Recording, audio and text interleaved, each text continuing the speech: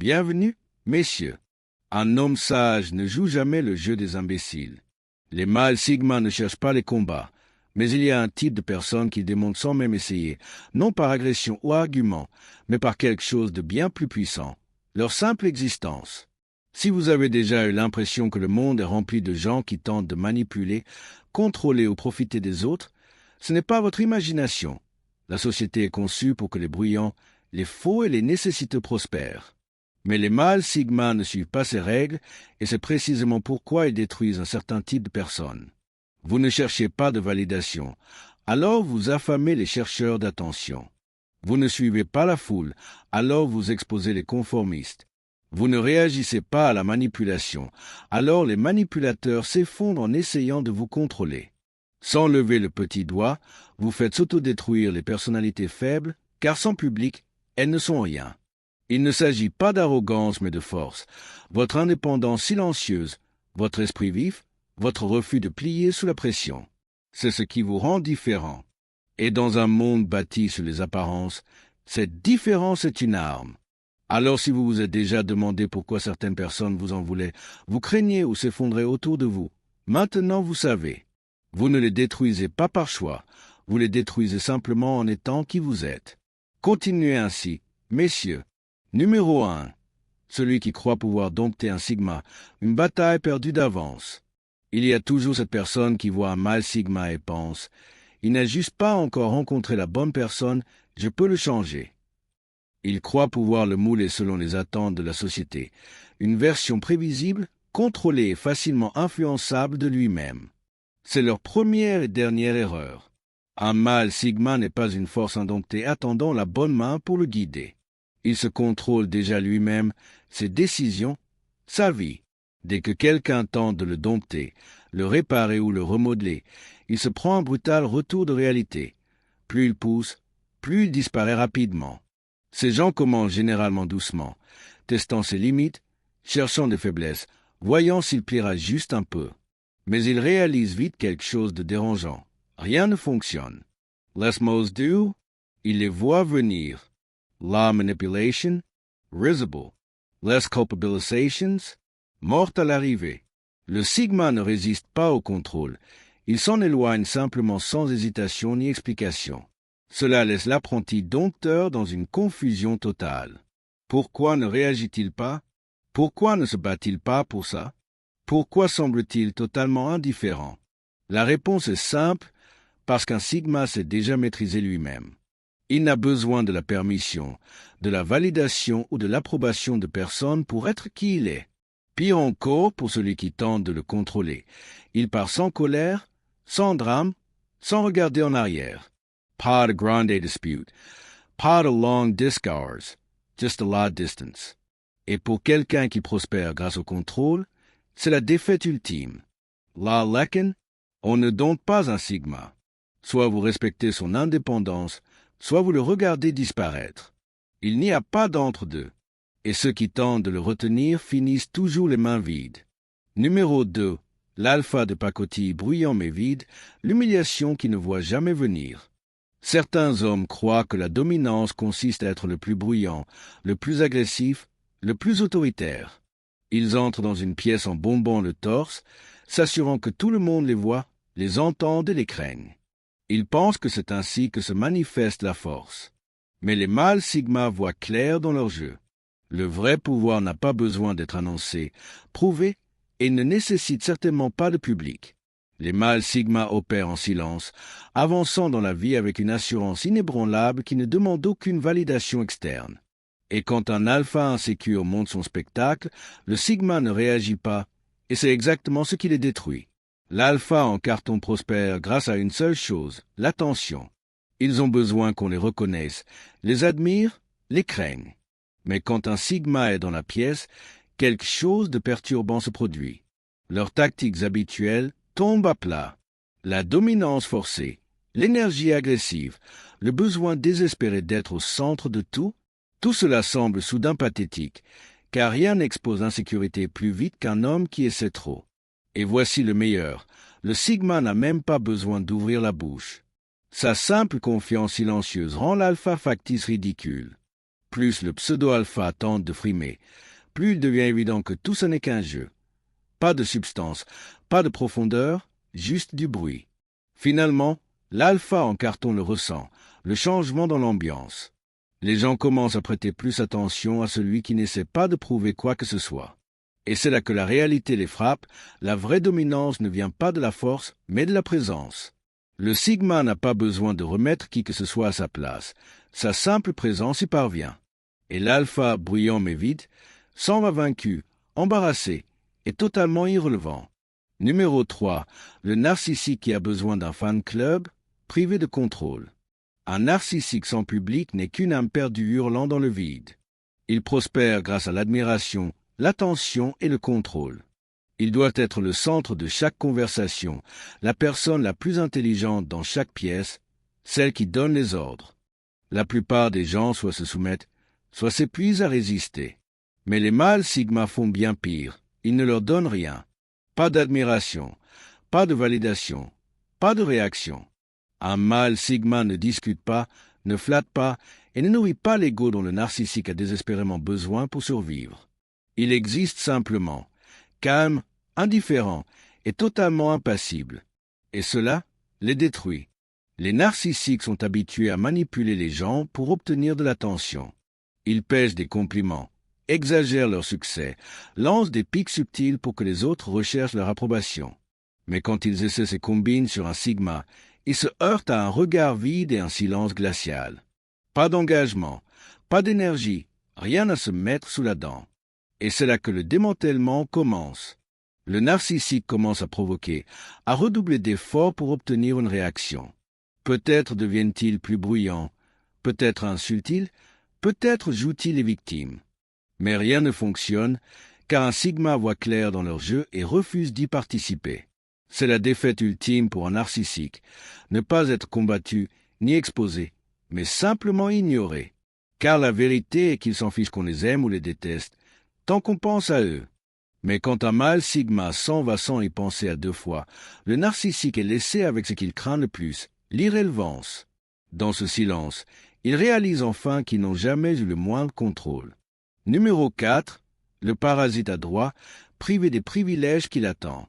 Certaines personnes traversent la vie à main tendue, attendant des récompenses sans effort, un respect non mérité et des faveurs constantes, comme si le monde leur devait quelque chose juste parce qu'ils existent. Ils exigent, se plaignent et manipulent, tout en ne contribuant rien de valeur. Mais les mâles sigma ne jouent pas ce jeu. Si quelqu'un s'attend à un traitement spécial sans effort, un sigma ne discutera pas, n'expliquera pas, ni n'essaiera de changer leur mentalité. Ils refusent simplement de reconnaître leur sentiment de droit acquis. Et pour le parasite adroit, cela ressemble à une attaque personnelle, parce que pour eux, ça l'est. Le sentiment de droit acquis prospère grâce à la complaisance. La plupart des gens cèdent pour éviter les conflits ou gaspillent leur énergie à raisonner avec quelqu'un qui refuse toute responsabilité. Mais un sigma ne cède pas, ne se bat pas, il sait simplement de participer. Et c'est là que le parasite commence à paniquer. Ils peuvent redoubler les culpabilisations, espérant le forcer à se soumettre. Ils peuvent jouer les victimes, prétendant que son refus de les accommoder est cruel. Ils peuvent même attaquer, le qualifiant de froid ou égoïste. Mais rien ne fonctionne, car la mentalité du sigma est simple. Si tu veux quelque chose, gagne-le. Si tu n'apportes rien à la table, n'attends pas de siège. Le parasite continue de chercher validation, générosité, quelqu'un pour porter le fardeau qu'il refuse de porter. Mais le sigma est déjà parti, les laissant face à la réalité qu'ils ont évité toute leur vie. Pas de privilèges, pas de raccourcis, pas de voyage gratuit. Et quand le sigma refuse d'alimenter leurs illusions, le parasite adroit est forcé d'affronter la vérité. Sans l'effort de quelqu'un d'autre, ils n'ont rien. Numéro 5. Celui qui vit pour les symboles de statut, dépouillé de son illusion. Certaines personnes bâtissent toute leur identité sur ce qu'ils possèdent, non sur qui ils sont. Ils étalent des voitures de luxe, des marques de designers et des gadgets chers comme si les étiquettes de prix équivalaient à de la valeur. Pour eux, le statut est tout, et ils s'attendent à de l'admiration simplement pour avoir plus que les autres. Mais les mâles sigma s'en moquent éperdument. Quand une personne axée sur le statut réalise qu'un sigma se fiche de leur maison, leur montre ou le nom brodé sur leur chemise, tout leur sens de l'identité commence à s'effriter. Car pour la première fois, ils font face à une réalité brutale. Sans leur possession, qui sont-ils? Les mâles sigma ne sont pas impressionnés par le succès superficiel. Richesse, pouvoir et influence sont insignifiants à moins d'être soutenus par de la substance. Un sigma évalue les gens sur leur caractère, intelligence et profondeur, pas sur les marques qu'ils portent ou la voiture qu'ils conduisent. C'est pourquoi les matérialistes peinent avec les sigmas. Ils ont l'habitude que les gens soient envieux, impressionnés ou désireux de s'associer à eux pour le clou. Mais quand ils friment devant un sigma, ils n'obtiennent aucune réaction, admiration ou validation, juste du silence. Et ce silence est insupportable. Ils commencent à se questionner. Pourquoi s'en fiche-t-il? Pourquoi n'est-il pas impressionné?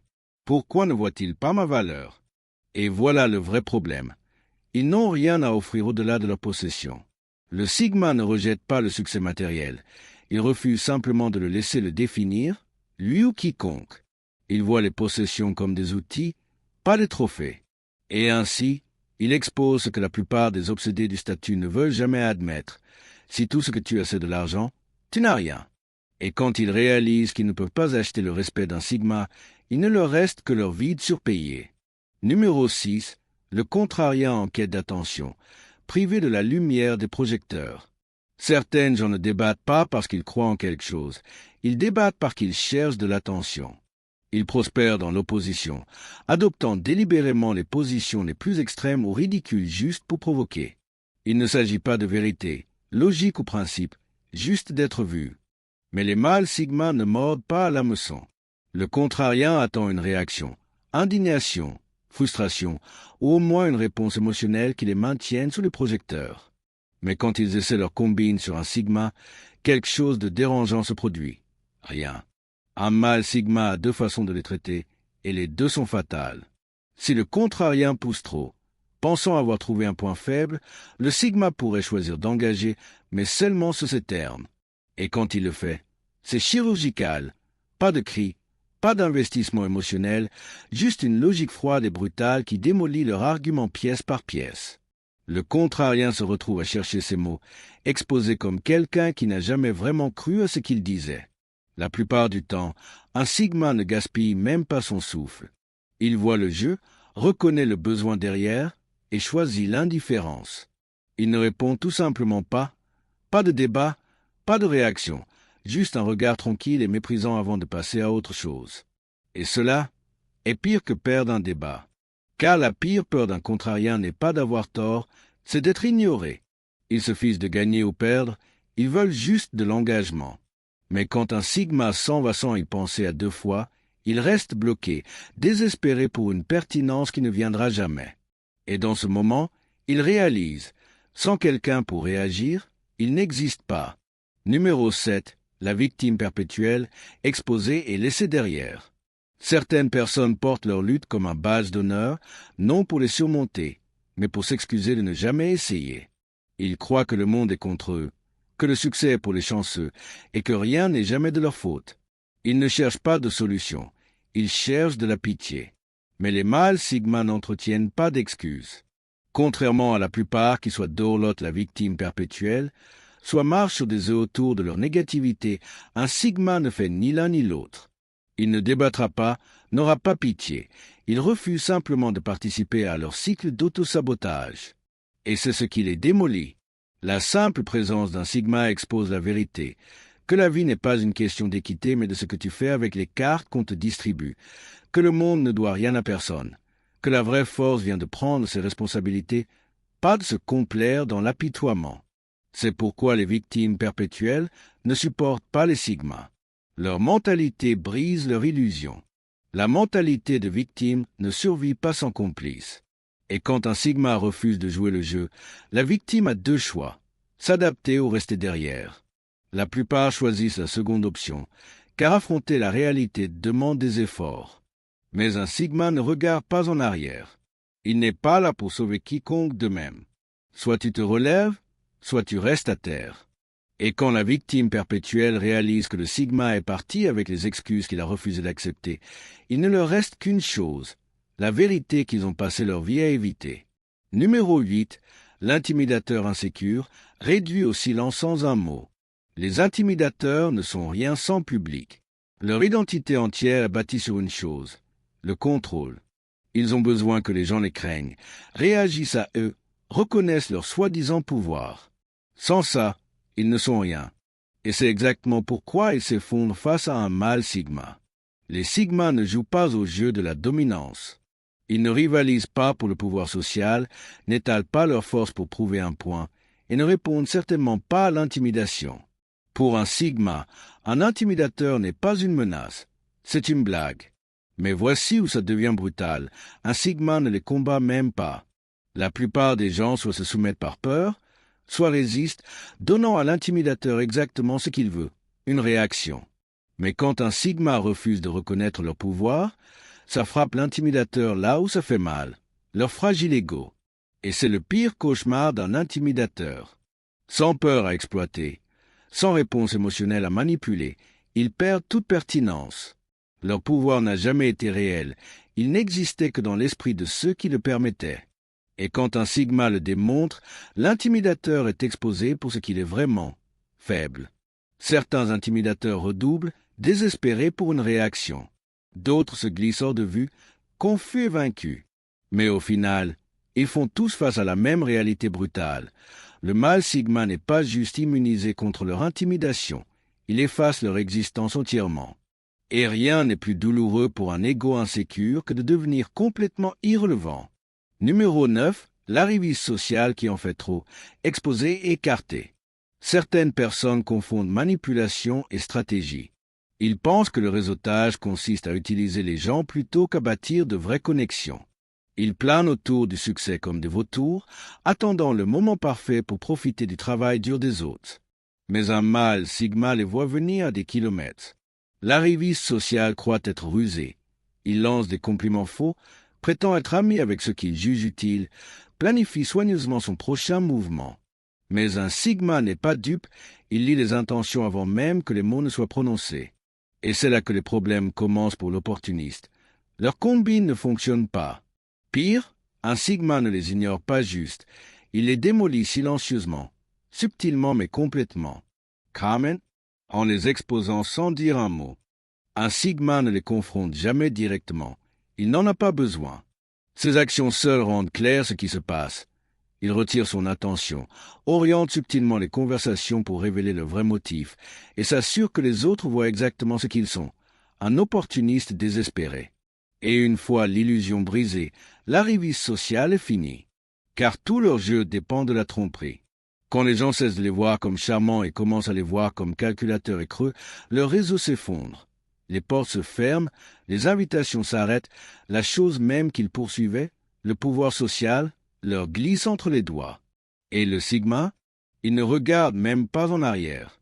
Car pendant que l'arriviste gaspillait son temps à manigancer, il y construisait réellement quelque chose. Et quand la poussière retombe, l'opportuniste reste seul, réalisant trop tard qu'il n'a jamais eu de vraie connexion, juste des ponts brûlés.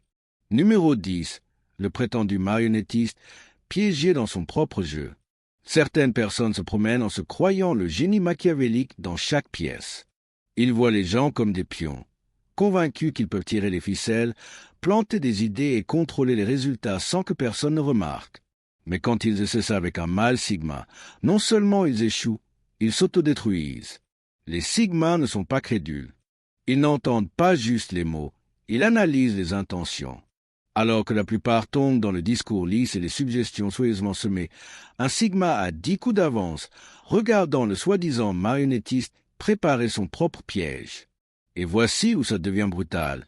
Le sigma ne les arrête pas. Il ne les expose pas, ne les avertit pas, il les laisse croire qu'ils gagnent. Pourquoi? Car rien ne détruit un manipulateur plus vite que de le laisser croire que son jeu fonctionne jusqu'à ce que ce ne soit plus le cas. Et puis ça arrive. Le moment de réalisation. Ils comprennent qu'ils ont perdu leur temps. Le refus du sigma de participer ne fait pas que les frustrer, il les rend impuissants. Car la manipulation ne marche que si la cible réagit.